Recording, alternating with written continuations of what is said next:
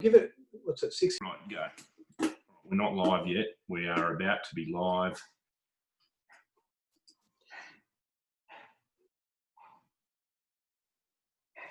But we are recording.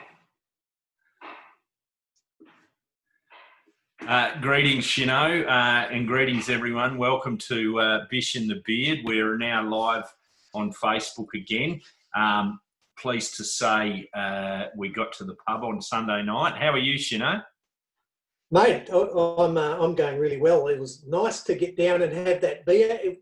What do we say, 4 or 5 years since we had our last beer together in the flesh. And gee, I enjoyed every moment of it. And, and we tried some cracking beers down there, I might add, down at Glasgow.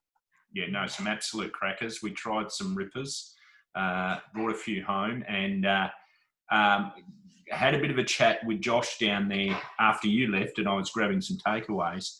And Josh has set us a bit of a challenge, so I'll bring that up a little bit later when we're rating our beers, if you like, because that's basically something that I'm even if we don't get much feedback, and it's something I'm keen to talk about. So anyway, we'll go on with that. But speaking of beers, what are you drinking? Mate, I've got, and I had one of these. I must admit I did cheat. I have had one of these before. So it's the second time I've had this, but I wanted to bring it up on the show.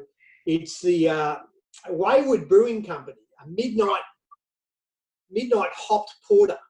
So it's a midnight cowboy. It's a nitro beer. That's that is. Yeah. What does it say? It's a barley cowboy. Yeah, so it's a midnight barley cowboy. So let me see if I can read anything. Black malt, as dark as the soul of the beast, that gives this beer its deep mahogany hue. Smoky roasted aromas and a smooth, dry finish. Is that one, apparently? Show us in the glass, will you, mate, or have you drank it already? No. Oh, okay, nice. So it's got a really nice on it. Yeah. Right. Well, I'm looking forward to hearing that rated. That looks fantastic. Well, and what have you got there, mate? I've got a dessert stout. So again, we've been concentrating on stouts mainly, and I might even get to a second review depending on how long Shaun bangs on for tonight. But I do have a spare can in the wings.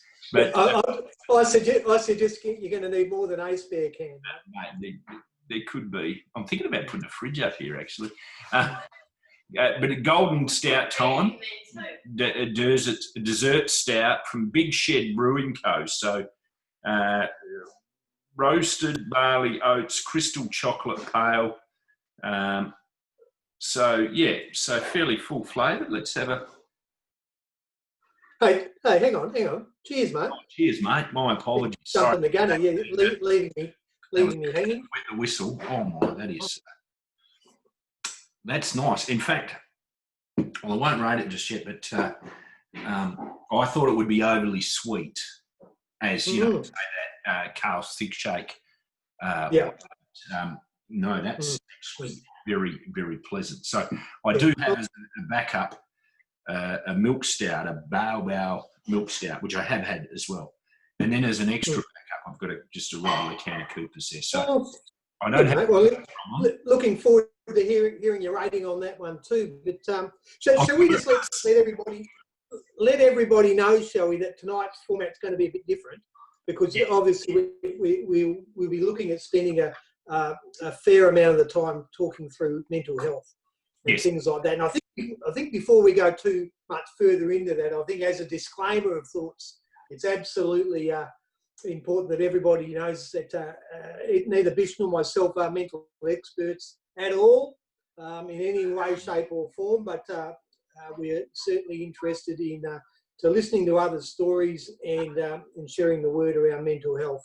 But one piece of good news is we will have Sarah on the show tonight with Shaun, and Sarah is sort of an expert in this field, being a counsellor. So really pleased to have Sarah on the show too. So yes, we do have an expert, and importantly, always have a chat to somebody, whether you think they're feeling down or whether you are feeling down yourself.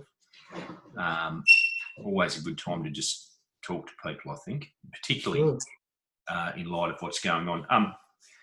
We've got a few people. Someone's just asked if this is a craft beer event. Well, yeah, we do talk about craft beer, but it's not limited to. But welcome, Logan. Please stick around and make the judgment. So, yeah, there'll be beer. And once again, before we go on, before we grab our guests in, please do remember, if you are having a beer while you're watching us, take a photo of the can or the bottle and post it on the page. Give it a rating so that we can build up a bit of a rating on the rest of it. So welcome everyone that's watching tonight. I think that's great. Are you ready to bring our guests in? I reckon we bring him out of the green room. Right. Let's go. I'm pressing the button. Shaun. Good evening, Shaun. That's all these people we've not seen for ages. And here we go. Oh, there he is. Oh, there he is. Hey, we've got the big thumbs up. We've got the thing that says the audio's collecting. There's Sarah. Now she's not. There they are. Hello. Oh, g'day. Hey, there it is. G'day. G'day. Welcome aboard. Welcome aboard. Fantastic to have you. Thanks for having us. We're pretty excited and curious and also scared. Yeah. I'm not scared. I'm just here for the craft beer. Yeah, no, exactly right. There's nothing to be afraid of at all. And if Sarah's been honest, she's the same. She said, when do we crack beers? Because that's all I want to do. Straight away. That's the very first thing to do. So thank Christ, we're already a step ahead of you then. We've cracked it, but we haven't tasted it yet. Well, that does lead us to our first question. What are you drinking? Oh, sorry, Shaun, were you going to ask that question? I was going to ask. Well, it's interesting that you were just talking about your Bao Stout. Yes.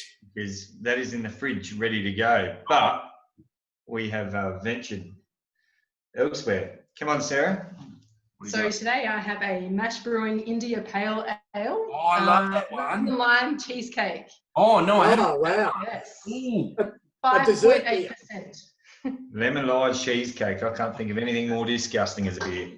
I'm having the Nipa Chu Tang Can.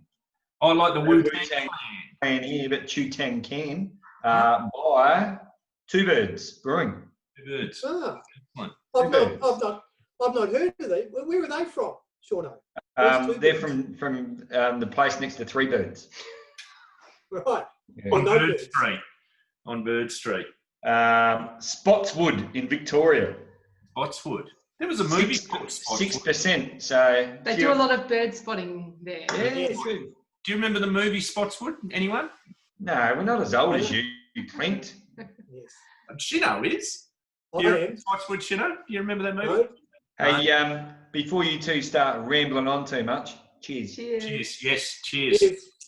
Love the glassware too, guys. And whilst we're having your cheers, because you'll have to rate your beers at the end of the show, so remember that, a rating out of 5 stars. What did you think of that? Are we allowed to sample the other beer? Sure, there's no rules. Is contamination allowed? There's no rules. We're doing COVID safety and all. Yeah, no. Oh, Jesus. No, we don't expect a rating till the end, by the way. I prefer mine. I'll take that back. Thank you. Oh, it's actually, this is really good. Yeah. Is that all right? Yeah. It's like when you go to a restaurant and your partner orders a better meal than you do. And you No, spend the actually, whole time sitting there. Story of our lives. We were I'll- talking about this the other day, weren't we, Bish? About We're restaurant, having this exact conversation. restaurant envy. Yes, restaurant envy. So that is absolutely true. So, Shino, do you want to open the batting on the questions, mate? Well, I was just checking out their shirts. What you guys got your running tops on? Go for it, John. What do you got, Shauno? Light Horse Ultra. Yeah, beautiful. One of my staples. Love My that. favourite, I think. Probably, I mean, obviously it's a bit applicable at the moment since it's got a fair bit of momentum and stuff, but sits pretty close to my heart and always has. And it's good that it's kind of been seen for what it is now, which is wicked. Absolutely. Absolutely. And what about you, Sarah? What do you got on? I've got the Feral Pig shirt. Ah, yes. Feral Pig. Excellent. Good, That's where good. I fell in love with trail running. Yeah. That's when she fell in love with me. Let's not kid ourselves. That's when she fell in love with the feral pig himself. Yeah. And guess what? It was the hot year. And what do you got on, Shino? And I've got one of our road runners shirts from years ago. A nice bright orange number. And you said I wasn't bright, Clint. Mate, I thought you'd just come from the bloody mines wearing that. Well, it almost looks like that, doesn't it? So that's exactly what I thought it was. Stop and go, man. A lot of my shirts are in mothballs, but this was actually more of our business attire range. You see, quite a dressy, casual shirt, which we'd wear for dunking the medals after the run. But so this was this was something we sort of did up a number of years ago with the old road runners. Rest in peace. No longer about the place, but that was a wonderful time of our lives. I know Bish was a member of the Rogues as well. So, but I never had one of those shirts, I've got to say. But that's the shirt, a bit like the Australian team's got the blazer that they come out with after the game or for the dinner afterwards, and that was the equivalent of the blazer. Yes. Yes. And what have you got on, mate? Well, I've got a run shirt on. This is from another one of my favourite runs, the Batman Run series. Which I did virtually, and because you said wear a run shirt. This is actually. Mate, this is the third week running. We've had like a theme, and you've worn the same bloody shirt every Tuesday night. It's a very versatile shirt, but just to prove it, there's the medal.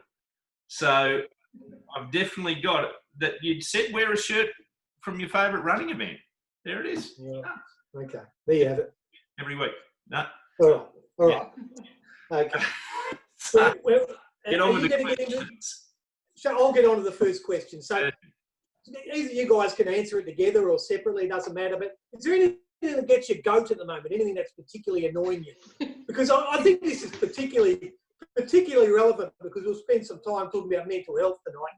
And a lot of us bottle things up inside. But Shaun, this is your opportunity to let it out. Oh, thank Christ. I'm so glad you asked. Look out, we're going to a counselling session here.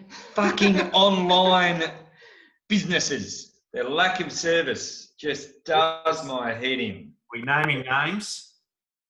Big commerce. We naming names? I just did. Big commerce, is that what they're called? Big commerce, yeah. So it's my online shopping thing, which we've set a new register thing up for. And they're, platform's awesome, everything like that. But when there's an issue, it's like, too bad, we kind of got your money, we don't give it in. Right. But anyway, they just did a massive stuff up, which fortunately I found before my customer found out that, lots of fees have been paid by me because of their stuff up. So I'm just trying to deal with them to get fees reimbursed and the whole attitude of online. Online's great for convenience, but shit for customer service. That's what really gets my goat. I love customer service. Yeah, me too. Shits me that. I reckon you're spot on there. You've touched on something there. We talk about it's good for convenience, but I say, is it? Well, it is from the actual purchasing point of view. Comes at a cost. Make the purchase is convenient, but is it convenient to wait X amount of days for the product to arrive? Is it convenient to find it's not what you want and you need to send it back? Is it convenient to jump through all the hoops you need to? There's certainly a place for it, but I'm not too sure how convenient it is in the long run. Yeah, no, I'm with you on that. There's something there, just on that though, because the convenience factor is a thing. You go to a shop and you want to order it, or you want to get something, but sometimes I've been to a shop and they turn around and they go, "We can order it in for you," and the fact is, I can actually do that now myself. You know what I mean? I can order it in for you. Well, of course, I can order it in for myself now. I've got the gear. So I do find it frustrating when you go to a shop and they say, "Oh, we'll order it in for you," and I go, "Well, I could have stayed at home and done that." And so I want to. If I go to a shop, I want to take it home there and then. So it's related. Fair enough. And what about you, Sarah? What gets your goat? Oh, look, I'll probably jump on board with Shaun because mine just doesn't compare. But I would say bad customer service. Everybody's goat is equal. So, Yeah. Come on, you've got goats. goat. Everyone needs a goat. Everyone's got I a know goat in the back goats. paddock. What is it? Yeah, I know. She needs to tell it. She's got goats. He's got goats. They're grinding her. Let's hear it. Dad customer service, kind of like the e-commerce, big commerce. Yeah. Having to stay on the phone for 3 hours to change your address. That's pretty poor compared to. She's lying here. The biggest goat that is grinding her at the moment, and I'll be discreet in saying it, the biggest goat is unnecessary bullshit time wasting for inconsequential stuff. Yep. And for obvious reasons, can't probably go into it further, but wasting unnecessary time when it's just not, you know, life is already cut busy. to the chase. So Sarah, a bit like what we're doing now. Yeah. I was going to say, do you think we're doing this with beers, so that's okay. there's nearly a dozen people who don't value their time enough currently watching us at the moment. But. You know what? I'm going to jump in with mine, Bish, now because mine ties in with theirs. My thing that gets my goat at the moment is I observed a fair bit of this over the weekend with people getting back out and about.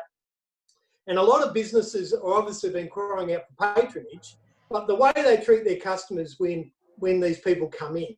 And one thing that got my goat is, you know, a lot of the businesses I've observed a young fellow at the brewery the other night went up to pay cash.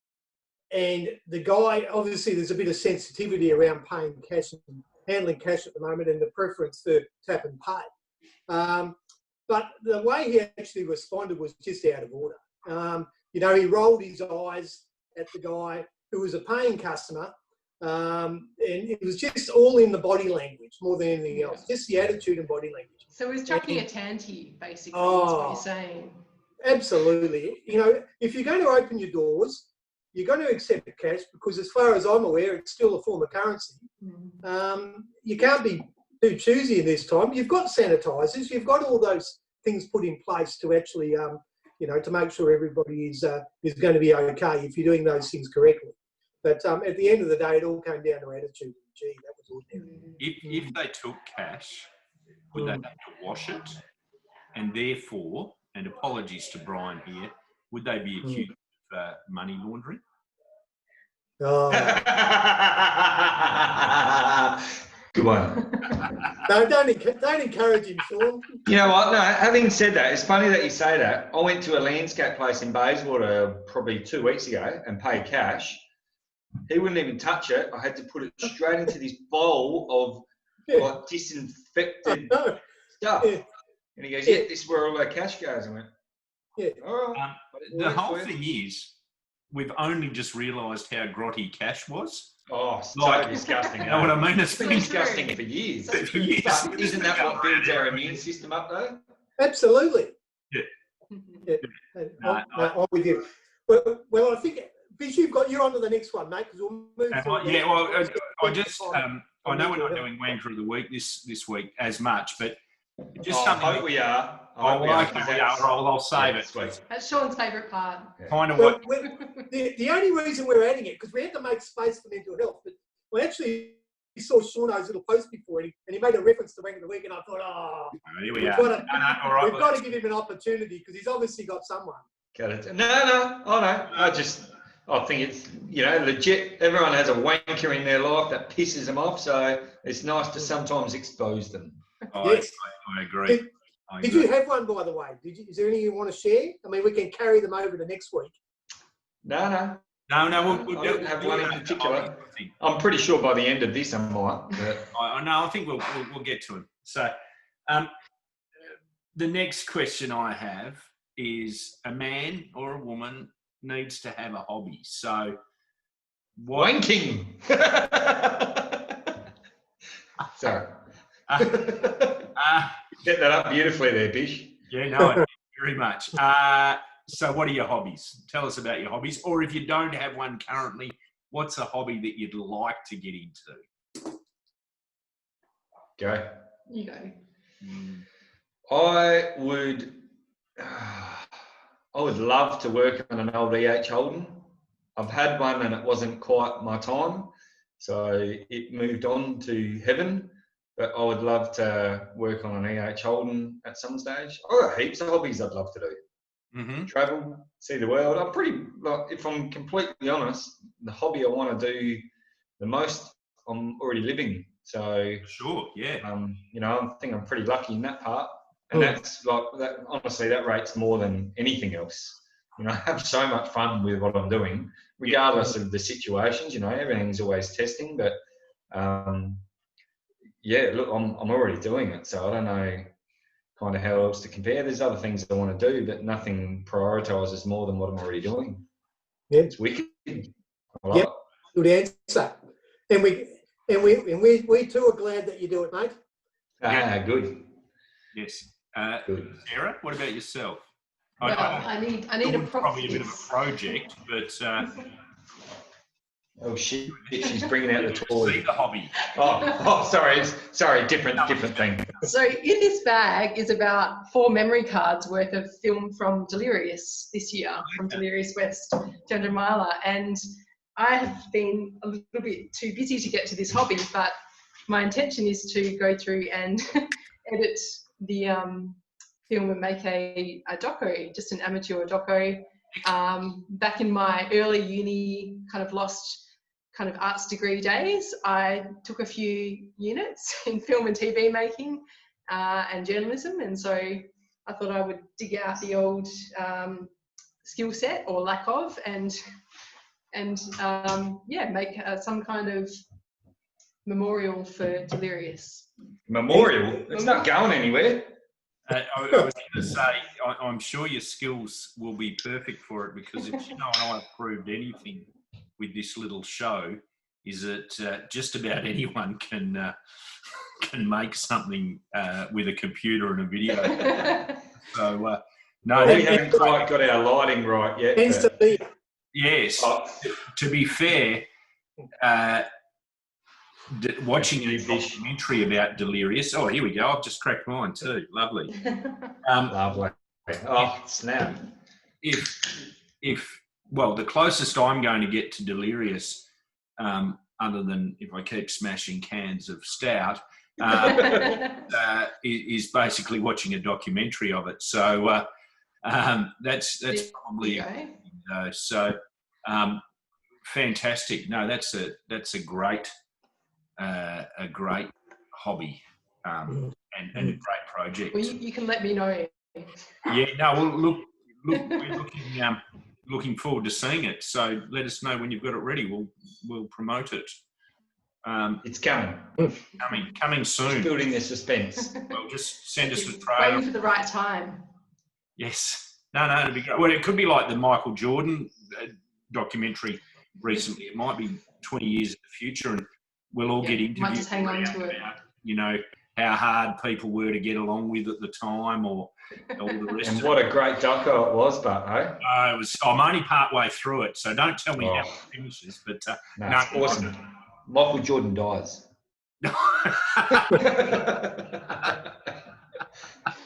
I'm looking forward to finishing it, because it's a cracker. But yeah, Fish. Yes. I thought you were going to say. I thought you were We're going on to to say. a winner here. I thought you were going to say Michael Jordan was one of the original Jackson 5. The Jordan 5. Jordan 5. There's 5 in a basketball team, so True that. it's 5 on the court. Let's start the conspiracy theories, hey? Oh, We'll start with here. Conspiracy All theory starts here. that Michael Jackson and Michael Jordan are the same person. Yes. Whoa. Yeah. That's too much. You heard it here first. Probably last. Well, Bish, shall we jump into the main part of the show now? Absolutely, Shino. Which is a bit of a change of format for what we've been known to do, which is basically all around mindlessness and just speaking utter rubbish for close to an hour. But this evening we'd like to touch on something which I think is really important for all of us, and particularly at the moment, no more importantly than it is right now. So around mental health. So, Sarah, first and foremost, can you tell us a little bit about what you do? Sure can. So my trade, or my undergrad degree is social work, and I've got a master's in counselling and been working in the counselling field for about 16 years, working with lots of different sort of groups of people, worked in different areas, worked in rural remote areas, and now I'm back in the city. My kind of area of interest is trauma. So working with military trauma and victims of crime. I know it sounds a bit gory, but I have an interest in trauma. Shit. I didn't sign up for this. Sorry you had to find out about all this now, Shaun. Yeah, this is news to me. She tells me now. So I suppose that the big thing, we talk about, everyone likes to sort of talk on mental health, but I think really everybody sort of touches on it, and we might bring it up once a year. On Are You OK Day is a popular forum for that, I suppose. But I think it's continuing the conversation regularly, and also knowing the things to look out for, not only in terms of a bit of self-awareness, I suppose, when you might be struggling yourself, but also what to look out for amongst your friends and family. So anything you might be able to share there, Sarah, with us. And Shaun, of course. I was just going to say, I am going to contradict what you said then. I think it's gone beyond that. Just bringing it up on Are You OK Day now. I don't think it's that stereotypical day anymore. Personally, I think over the last couple of years, certainly, and as much as we all love to hate and hate to love social media, I think that's one great thing that it's done in that sense is there's no designated day for particularly for blokes, just because we're proud and stubborn and stuff like that. And I'm talking from a bloke, obviously. I'm not saying it's not an issue with women as well, but I every day see someone talking about mental health in whatever way, whether it's the push-up challenge that they're doing at the moment, or whatever it is. I think that finally, as a people, that we've moved beyond just not talking about it. I think now it's okay to talk about it. And I think probably what's contributed to that is some of the campaigns that organisations like Beyond Blue have done. A few years ago now, they had that big campaign on during the cricket, which obviously attracted a lot of attention from men who weren't up until then, accessing services and supports as frequently as women. And so things have changed, like in terms of representation of men in counselling. I would say, at least 50% of my client base are men, which is kind of affirming that people are accessing services available. Yeah, I was going to ask you that very question, Sarah, actually, what the percentages were. So that's interesting. And obviously it varies from time to time, but I would say it's fairly equal distribution now. Yeah. Hey, I don't mean to go off subject here for a sec, but I'm going to go off subject here for a sec, just because it's something that we do. I know you rate your beers out of 5 stars.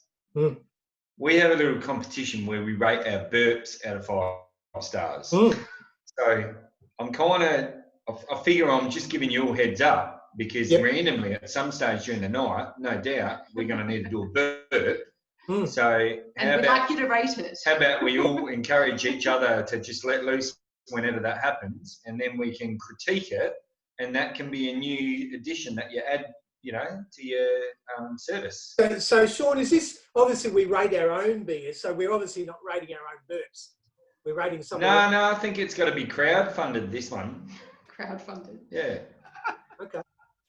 Yeah. Sarah is the best burper in our household, so. It's true. Okay, it's well, really true. we're looking forward to that. All right. I'm the best part of her, so. We'll be the also judge true. of that. We'll be the judge of that, I can tell you. Anyway, sorry, back on track. Just relating back to the increased awareness, though, so you would say that's converting into increased action about? Because, social media is great. Don't get me wrong, mostly.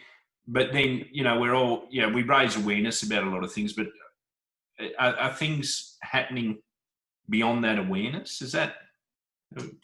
I think slowly they are, if I'm honest. I think that doctors and people who, you know, we would ordinarily go and see for other things have played a big role in helping people to kind of identify early kind of mental health issues, which might, you know, someone might go to a doctor, for example, if they're not sleeping or if they find that their motivation's lacking, and they might be asking about physical causes of or organic causes of those symptoms, and it might actually be something like depression, you know. So I think that, yeah, those kind of people that we, you know, have traditionally always had relationships with anyway have played an important part in raising awareness. And I'd like to think that there's kind of a lot more kind of mental health education in the GP sort of population now than, say, you know, 20 years ago, when people were sort of perhaps overlooked or were sort of prescribed medication as a first intervention rather than other strategies. I have to say my GP's been excellent in that space on a lot of fronts. So biggest supporter in that respect. It's pretty incredible, isn't it, how things have adapted and changed over the years. And I know my father won't mind me saying this, but his dad had you know, what was not diagnosed at the time obviously was post-traumatic stress disorder, and obviously coming back from the war many years ago, and they sent him down to what was Greylands down here, and, you know, rather than going through any process of assessment, essentially just opted for a lobotomy and dealt with it in that manner. So we have come a long way, obviously, since those times, thank goodness. So, yeah, when I think about some of the early treatments, you know, they're so invasive and harsh, and electric shock therapy. Yeah, and look, actually, ECT is something which has sort of, it's entered a new era now, so it's been kind of reconfigured, I guess, to be less harmful and more effective and less invasive. So it is around now, but really only as a treatment for very severe depression. Yeah, but certainly like movies like One Flew Over the Cuckoo's Nest and those sorts of media influences tend to kind of shape our view of some of the treatments that are available. Look, one of the other things too is we're sort of interested in talking about tonight is some of the strategies that people can maybe use that might help them if they're in a dark place or having a particularly difficult time. And one thing I want to ask you, Shaun, because you probably have seen this firsthand, is obviously there's a strong correlation between exercise and we'll talk about running because that's something we all do, and maintaining you know, good mental health and well-being. What's some of the things that you've sort of come to understand and learn, I suppose, over the last few years, and maybe even without mentioning names, some feats you may have witnessed, I suppose, from some particular people who you've seen actually come to some of your events who you know are maybe doing it tough and have gone above and beyond? I guess one thing we built with the community that we so thankfully happen to be all involved in is that it's pretty, I don't know, I think we can speak probably pretty freely. I don't know if many people know, but I guess the reason Pete and I are mates so much now is because inadvertently, you know, at a time, you know, we knew of each other, but at a time when I was going through a marriage breakdown, and for myself was probably in, you know, some of the lowest parts that I've been with mental health. Pete is the bloke that you know, just randomly sent me a message and goes, mate, I know what you're going through. Like, you know, I know we don't know each other, but I've shared a similar journey. You know, if you need to talk about it, let's talk about it. Yeah, you're in a really shit place at the moment, but I can promise you it does get better. And, you know, that's how we started our friendship. And if you, I guess if you build an environment that's conducive to that kind of open speak. So obviously I was at, you know, at stages in a point where, you know, I was putting out there my emotions more than I realised I was putting out, and old mate Pete, you know, gets in touch with me. Well, then that's a way that I guess we can look for those signs. I see people now, mates of mine that are obviously going through troubles and stuff like that. And from what you taught me, Pete, I've then gone, well, shit, I need to reach out. And not that it was forced or anything like that. It's like, well, these are the signs. These are the signs I displayed, and this person's now displaying that. So you reach out and do that. So, I guess I don't really want to reflect on what someone's done more in an event or what they've done on that. I guess I'm reflecting on the fact that, we're exposed to so many more people now, and the environment that we choose to all put ourselves in, seems a bit of a sanctuary because, if we're honest, we're, with the distances that we run or the distances that we try to run or the community that we're involved with, we do it as a release of whatever it is that we're trying to release. It's our way of washing away the day or washing away the week or challenging ourselves from whatever situation we're in to try and push beyond that, to become better people, to become stronger, to become richer and realise what our capabilities really are. And when we're in that situation, maybe we are a little bit more vulnerable, but I think that's what's pretty special about who we all envelop ourselves in. And when I know that I got someone like Pete, at that time, mate, you changed the direction of my life in one simple message of calling out to me. I was like, fuck, it's okay to talk to someone like this. And, from there, we've developed such a great friendship. And I've also been open then to other people that got in touch with us and to then learn from what you and I discussed and then go and pass on to other people that conversation. So, I don't really think it's a point of looking for feats that people have achieved at certain events or something like that, because we all achieve things for all reasons and no one knows the full story of anything. It's more looking for signs either leading up to events or looking for signs of people in our community, which are, to be honest, pretty obvious if you just open your blinkers a little bit, and then reaching out and going, hey mate, let's catch up for a beer or whatever it is, just any way that you can encourage someone. So absolutely. Well said, Shaun. And look, thanks for saying that.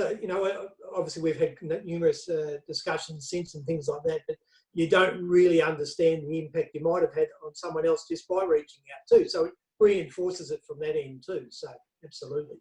So just on that, Sarah, can you tell us some of the value of that? Because I think that's in some ways like you feel a little bit like unqualified to help, I suppose. But I do have a good mate that we catch up once a week to have a beer or a kick of the footy or a beer with a kick of the footy or whatever, and a bit of a chat. And look, most of the time it'll be a little bit of venting about how our day, our week has gone, what bugs us and whatever. Now, oftentimes I feel I've got no solutions to offer for my mate, and occasionally he's got solutions to offer, but is just having a listen enough, or do we need to try and develop tools to offer the solutions, or what do you reckon there? Yeah, I think it's important not to undervalue the role that you play as someone's friend or someone in their community, in terms of just being able to kind of be present and respond to them as that first point of contact. Mm-hmm. Like there's a lot of power in that, and often, that's really validating for people just to kind of know that someone's willing to give them the time and listen, and gives them opportunity to have a voice that they might not have had, and to, sometimes if you speak things out, you kind of do find your own solutions, or you kind of discover what the next step is. But often it's just kind of all in your head, and I don't know if people can relate to that, but just when you're all in your head, it's very much it becomes quite a sort of spiral in terms of mental health. You sort of get stuck and sidelined in lots of aspects of your life, So being able to have, you know, people in the community that you can talk to, like whether that's kind of a running community or a workplace or family or neighbours, you know, I think connection for me is actually really powerful, and it's probably the biggest tool, like just having some connection. Some people that would notice if you were, for example, declining invitations to events where previously you might have attended quite often, if you've sort of been less present in different parts of your life, you know, if kind of there's noticeable changes in kind of your mood and your motivation, if you kind of not really sort of, you might be there but you're not really there. We call it sort of presenteeism. You might have heard of that term before, where someone might be at the workplace, for example, they might turn up on time and leave on time, but they're not productive and, you know, just don't seem to be motivated. So I think as, you know, people who know each other, like in our community, we can sort of notice those early signs more readily than a professional could, to be honest. Like it's sort of a very powerful role. And actually, you know, what I'd add to that is that there's an opportunity there, I guess, you know, rather than feel the pressure to try and solve someone's problems, to actually guide them in a direction in terms of seeking professional help. And depending on what that person is dealing with, you know, the professional help might vary, but you sort of don't have to kind of fix everything, I guess, as a first aider. One of the things that I do for my job is teach something called mental health first aid, which is really about educating people, raising awareness about common mental health conditions such as depression, anxiety, those sorts of things, and helping you to recognise the signs and symptoms so that you can, as someone who's a neighbour or you know, a running mate or whatever, notice some early signs and kind of have a check-in with someone and say, hey mate, I've noticed that you haven't, you know, been to many of the runs that we've organised recently. Is everything going okay? What's going on with you? You know, and it opens up a space, you know, it opens the door to a conversation, which in many cases can actually be really crucial in terms of that person going, yeah, actually things aren't travelling so well for me at the moment, and yeah, maybe I should have a chat with someone, even if it's just seeing my GP to start with, or maybe I might sort of look into having some counselling. So I think actually as community members and friends and neighbours and family members, where, you know, that's kind of where most of the impact is actually. Yeah, like Sarah just said, the space has been open. So Clint, I think you may be underselling yourself a little bit here, because the fact that your mate wants to catch up with you and have a yarn and open up, that space there is open. And in my opinion, it's definitely a two-way street. So we're both. Oh, no doubt. It probably started more. We've been friends for years, but our current catch-ups probably started more for the fact that I needed some help, So yeah, but like I say, now I'm hoping we both get as much out of it. And I agree with everything you say there. I mean, and particularly the belonging factor. You know, we've all met, I guess, very loosely through running, and you know, one of the big things there was at the moment parkrun, which obviously at the moment is not available, but certainly that whole being present. How good has it been though? Oh yeah, with the expectation to show up and see certain people each week, and I've had really I would call it a life-changing situation for me in terms of expanding my world. And running in general has done that, and yeah, without it, I think I'd be in a pretty horrible space without that outlet. So yeah, I mean, I'd encourage anyone to get involved with organised group activities of any variety, whether that's, you know, going for a walk with your mates, going for a run, park run, yeah, because I think those things that just give you a sense of belonging. Yeah, absolutely. Yeah, it's the belonging factor. Yeah, so it's sort of, you know, the physical benefits are one aspect and the mental benefits, but that sort of experience of connection, you know, whether that be with other people or kind of the environment, you know, there's so many aspects of connection, I think, that are important for us in terms of being resilient when we are facing challenges and sort of preventing kind of further mental health issues. And, you know, I think, forums like Parkrun, you know, it's such a fantastic kind of setup in terms of inclusivity. So you can go and you don't have to be a runner, and you can walk, you know, you can bake cakes for people, you can volunteer, you can play any part, and it does kind of connect people who wouldn't perhaps otherwise have been connected at all, or might have had few connections. But I'd like to raise another word which always pops up in association with mental health, and that's the word resilience. We've already raised it a few times this evening inadvertently. But my thing with resilience is that, and I'd like to get your feedback on this, is we focus so much on we're being told to be resilient and to build resilience, which is true. But do you think it comes at a cost? Do you think essentially by focusing so much on resilience, we're sometimes almost becoming so hardened, or maybe we start to create an ability to compartmentalise our problems and not deal with the root cause? Is that something which has some merit, Sarah, you think?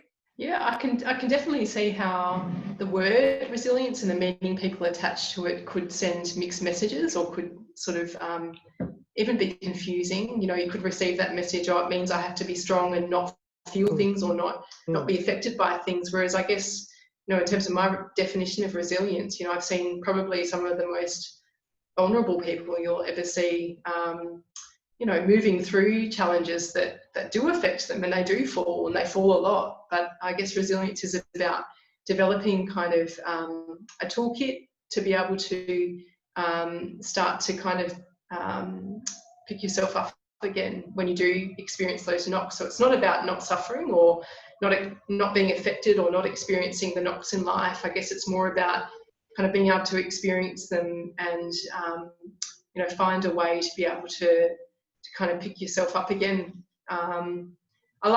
There's a concept that I really like, which is post-traumatic growth, which could apply in lots of different ways, but it's this idea that, you know, of course we're going to go through hardship as human beings. That's part of what it is to be a human being, you know, to go through disappointments and setbacks and knocks. And we can't, you know, it's not realistic to try to avoid those experiences or kind of get rid of them.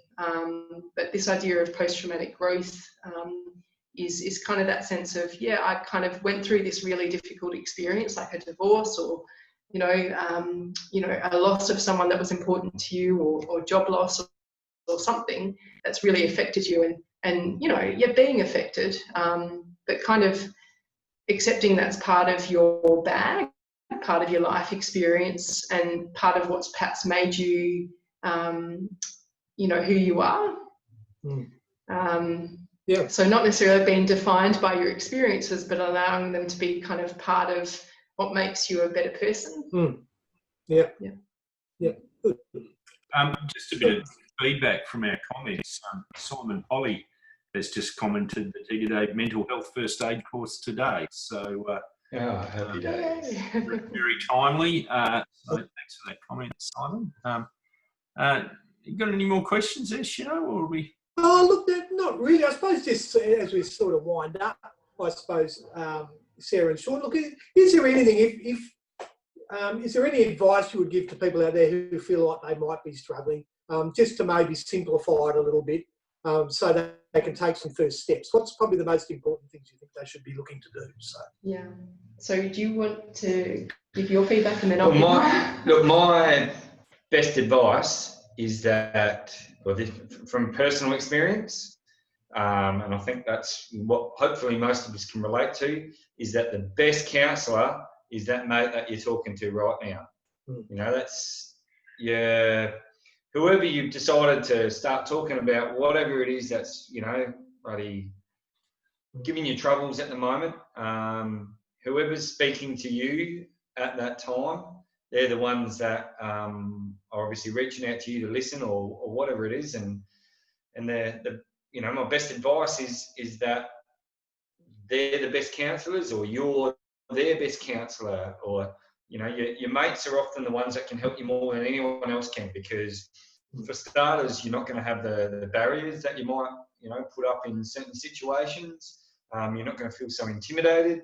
and you know, often they're going to know you more than you know what anyone else is going to know you. So that'll often bring out the deepest, darkest, greatest secrets or troubles or issues or whatnot. And you know, I guess in a way, maybe feel honoured that they're the ones that are going to talk to you like that, because they're asking for your help, whether they're inadvertently asking it or not. But it's your opportunity then to reach out, give them a big hug, and whether it's physically, mentally, verbally, however you want to do it, and try and help them to become the person that they're trying to achieve. So I don't think, you know, I don't think you should shy away from that. You know, honestly, that's one of the greatest honours of being a mate to some people, is to have that ability to be able to help them through times. And you know, like I said, you know, that's how we become such great mates. And you know, I think I've become mates with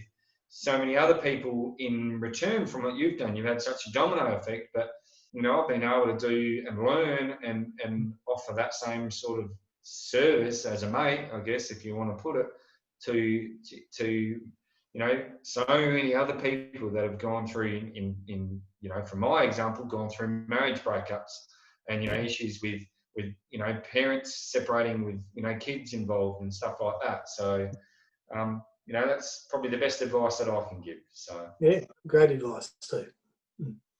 So Shaun's trying to put me out of a job now. see, mate, I'm a full bottle. I know everything about to summarise Shaun's comment, go down the pub with your mates, I think, is the advice. He's like a sponge, isn't he, Sarah? I guess if I can just speak from the perspective maybe of someone who is struggling and what they could do, and maybe from the perspective of a mate in terms of how to respond. You know, I guess if you're struggling and you feel comfortable talking to a mate, there's someone that you feel safe with, that you could, you know, isn't going to judge you, then, you know, I think that's a great kind of first step.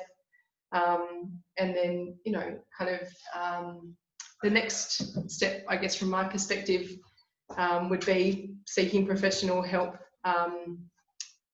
I guess one of the things that, you know, people come to see me for is to see someone who's not in their life, to be honest, who they know isn't going to have an agenda or an opinion about the circumstances or people they're talking about, someone who they can just trust to be non-judgmental. And obviously... Is that something that you think that we could learn in life, though? That, you know, we've got the opportunity here to not be judgmental. You know, whereas people come to you because there's no judgment there. They've got a completely clean slate, but yet maybe we should soften our hearts a little bit and not be so judgmental. Yeah, absolutely. And I guess sometimes that's hard when you know your first response. It's easy to say in a Zoom meeting. No. Your first response might be to protect someone or to want to look out for them, but you might be giving them advice based on your own opinion or experience that doesn't fit for them. So it's just recognising everyone's different, and someone might feel comfortable speaking to a mate and someone might kind of prefer to speak to someone that's not in their life. So I guess that brings me to the kind of the other perspective of the mate who's noticing, you know, that someone that they know and they care about is struggling a bit. They haven't been quite themselves, and doing that sort of check-in conversation. So choosing a time and a place where you're not going to be interrupted, where there's not lots of people around, you know, thinking about those things, and just doing that check-in conversation. You know, mate, I've noticed you haven't sort of been coming to many of the, you know, runs that we'd usually sort of do together or we'd scheduled or whatever it might be. And I just want to check, you know, how you're traveling. And, you know, often that's just kind of enough. That sort of opens up, you know, a safe conversation. And you don't actually have to solve problems. That's the beauty of being a mate, you know, and someone who's just responding to a mate. You can actually just kind of listen, and that's often the most powerful thing, to feel listened to and heard and not judged, but just that someone sort of held that space and that time for you.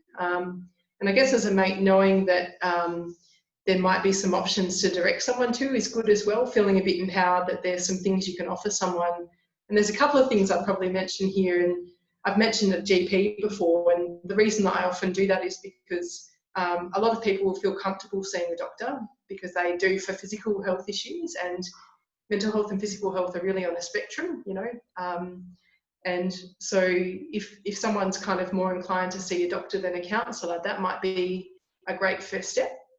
So talking to your friend about that, letting them know that if they were interested, a doctor could refer them to see a counsellor, and that there's actually a Medicare program, which means that you can access counselling at very low cost. You might pay a small gap fee and you can get up to 10 sessions per year. And yeah, as I said, there's often just a very small gap fee to pay, which makes it a lot more sort of accessible if people are worried about paying money.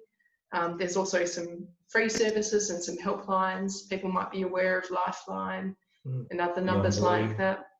So Beyond Blue is a great resource and a website that you could direct a friend to. They have actually fantastic resources, but they also now do online counselling. So for people who aren't quite ready to see someone in person or want to kind of test out the counselling process and see what it's about, that might be a nice kind of introduction to that. And you can be fairly anonymous. Beyond Blue also do a lot of printed resources, but they're also available online. So they've got a couple of things called A Guide to What Works for Depression and A Guide to What Works for Anxiety, which are sort of some of the more common mental health concerns we might sort of see. And in fact, we know that 1 in 5 people in Australia in any year would sort of experience one of those conditions. So just having a look for yourself, and maybe if that's one thing that people can do after listening to us yabber on tonight, is go and check out the Beyond Blue website and the resources. Absolutely. And Sarah, if you don't mind, I haven't spoken to you about this one. I'm hoping you don't mind. We'd love to be able to pop some of your information on our page too, if you're open to that. Sure. We haven't obviously discussed this before, so I'm hoping you're okay with this. Yeah, but that's fine. obviously, I would love to have the opportunity to do that. So people, because a lot of people in the running community, a lot of people who'll be watching this tonight know you or know of you, and they might find it really beneficial as a first step to get in touch with you. Just before we finish on the on the subject, and yeah, I think maybe we'll put up some links to Lifeline and Beyond Blue and a few of those other places that were mentioned. But we had a question on the page from Logan. What about when you can't use exercise such as running, cycling, or swimming as a release? Because we do all, I think, a lot of old Miss Breakable from 2019 should be able to answer this perfectly. I think get worse. Well, I've been in a similar boat to you, Sarah. Yeah, of course, you know. Hip issues.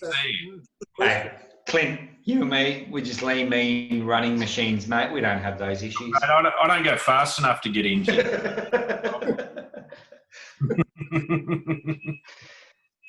So I guess, and look, I can only speak from my experience. Obviously, I've kind of worked with people who've suffered setbacks in terms of their running careers, or kind of setbacks in terms of fitness and other things that were important to them in life. And I guess often, you can't see it at the time, but later on you realise that that setback provided an opportunity to really create some space for something else in your life, or kind of connect with other aspects of yourself that you perhaps weren't even aware of. And look, I'm not going to lie, initially it's really hard being injured, and I think if you've had an expectation that you'll continue to make progress or you'll achieve certain things, if you have that sort of achievement focus, it's really hard to deal with setbacks, and particularly if they're sort of chronic or kind of recurring sort of injuries. And I think that reaching out to your mates and people who may have been through similar experiences is a useful thing, that sort of sense of common humanity, that I'm not alone in this, and that other people sort of have dealt with it and might be able to kind of give me some support. There is actually a Facebook page called Marathon Sadness, which I joined when I was first injured. So people look that up if you want to, but what it was a kind of a safe space and a forum to kind of vent about not being able to run or do the things you'd set your sights on, and having to deal with adjustment, having to exercise in different ways, having to adjust your routine, and finding ways to not get caught in that sort of downward spiral. So for me, I guess, again, just speaking from personal perspective, with not being able to run for about almost 6 months now, I guess, I've tried to keep a routine. I've tried to kind of move my routine to a new kind of normal so that I'm still as healthy as I can be mentally and physically. And that's not to say it's without challenges, but yeah, basically I still try to get up early and before work exercise, and obviously what I'm doing, the training I'm doing is different, but it's helping me to learn skills in different areas. I've kind of reconnected with some old passions of mine. I used to really be into boxing and kickboxing, and I've reconnected with some of those things in the absence of running. I guess I'm just going to talk on what she's talking about here a little bit further, which I don't really think she's acknowledging. But I think setbacks are only a setback if you allow them to be a setback, or are they really an opportunity? And, I think, from what I've seen, particularly Sarah had like 6 fractures and broken bones last year. And obviously running was her thing at the time. And that's now turned into, obviously it was a setback for quite some time because of frustration. One thing led to the other, but it's now turned into opportunity. And suddenly that opportunity is turned into growth and to blossoming and finding that other passion that was either there or that you didn't even know about or whatever it was. But it's the opportunity there to turn from a setback to, an opportunity of another passion. And who's to say we have to be channeled into one passion or one opportunity or one direction? Why isn't there something else that's going to fill our cup just as much as what that other thing did?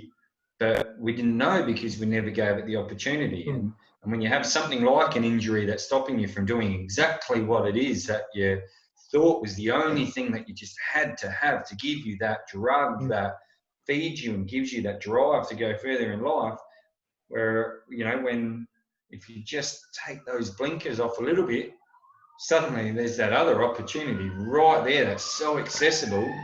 And now someone can kick my ass in boxing that I sadly knew was already there. But can I say, I think all of those things are really valid, but I think people often need to do it in their own time. And it's really difficult to be told when you're injured, oh, you'll be okay, you'll be running again soon, just focus on the positives. So for all the people out there that might be struggling with something like that, recognising that it's okay to move through things in your own time and in your own way, and just because what works for someone, doesn't work. Yeah, it doesn't have to be sort of the same recipe. So as a mate, the most important thing you can do is just kind of be available, think about the ways that you can connect rather than just running.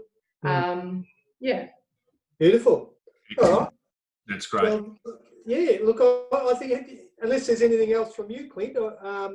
No, not on that front. I do know that we've got burps to do and beers to rate. Yes.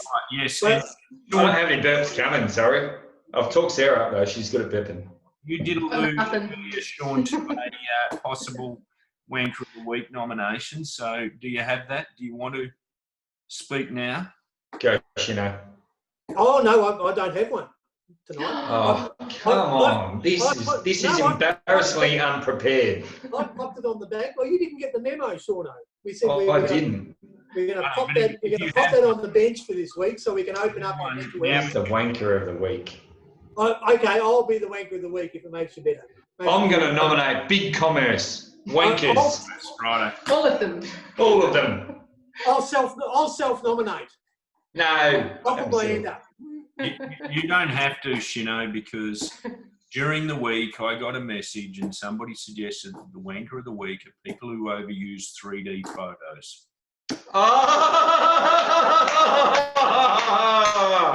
Yes. That is a very good call. You know what? I'm actually loving the 3D. You know why I love it? I would not have guessed. I don't think it's... Because it makes your crown look bigger? I don't think it's particularly good, in terms of technology. In fact, it makes the photos look terrible. I love it so much because it annoys everybody else. Well, And I've got it. Unlike I've got you. everybody on that beer snobs page. Have you noticed? On the beers page, everybody's posting 3D photos now. It's amazing. right. Let's move on. 3D photos. Stop it now. I blame Okay, Ray. who's going to rate their beer first? We want to rate your beers. Go Fuzz. Yeah, all right. Sorry. As I said, I have the Mash Brewing India Pale Ale Lemon Lime Cheesecake. And am I rating it out of 5? That's Yes. 5 stars. Yeah, Out of okay. 7. So I would actually Out of positively give 5. this. I would give this a 4 out of 5. Pleasantly surprised. Are you writing this down, Bish? Have you got a pen? I've got a pen. No. I'm not writing. Don't stress, it's from Mash Brewery, so it's going to be shit. What's most pleasantly surprising about this is that it was one of those beers that I chose it, and Shaun said, "Oh no, that's going to be disgusting. Like that's going to be crap. Why are you choosing that?" Good for a sip. You liked it though, Shaun, didn't He you? loved I it. liked it for a sip and then got the aftertaste and went, oh, it's good for a sip. Oh, Yeah. It is actually a really nice. I could see that it could be a dessert ale. Could you drink a anyway. second can right now? 2.4 out of 5, that one. It's Okay. terrible. It's ordinary. He's actually just jealous that I'm still And- drinking mine. And what about you, I'm Shaun? rating Chutang Can. Chutang Can. By Two Birds. Try and say that when you've had 15 of them. Pretty refreshing. Yeah. Not your soft good, but I'll rate it 3.7 out of 5. That's a pretty Okay. high score. Okay. That gets a much higher rating. Okay. What's that one? Give us that one. Bisho. How I'll let Bisho take the reins from here. This is good. going? What are you going with?